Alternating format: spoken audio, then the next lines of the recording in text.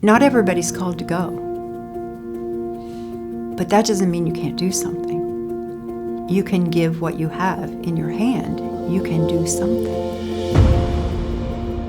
Those missionaries at Kenya, we had a young boy in our church back home, a supporting church back home, that did a lemonade stand.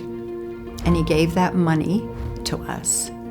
And my husband Wayne had it on his dresser, and I said, "What are you going to do with that money?" He goes, "I don't know. I feel like it needs to be something tangible for an 8-year-old boy to see."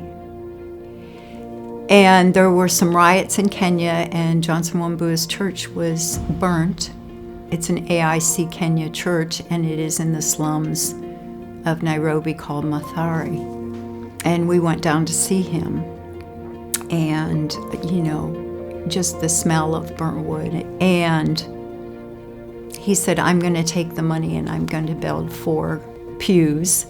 And so after he had the benches built, we were invited down for a ceremony to see how he had used the money from this young boy. And that seed of his faith and value, even though it was many, many years till he could actually go and see those benches himself, that effort on his part influenced the whole church and influenced the church to get involved, sending mission trips to Kenya, developing a relationship with us as missionaries there.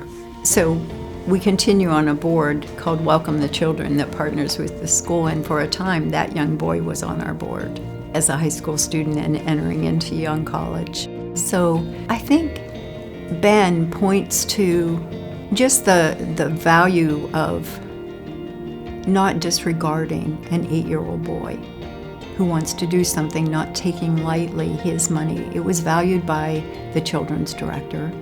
It was valued by the church. It was valued by his parents.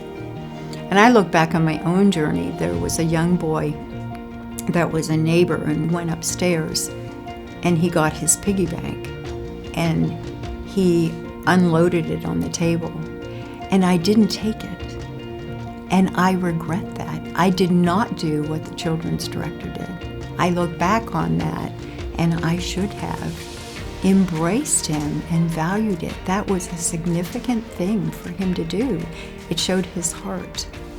And so if your child is generous and goes up and gets their piggy bank and unloads it on the table, I would say embrace that, water it, encourage it, and even foster that. I know right now our daughter with her children, they give them an allowance. They set aside a certain amount for them to give. So they're actively creating that kind of spirit in them to give of what they had.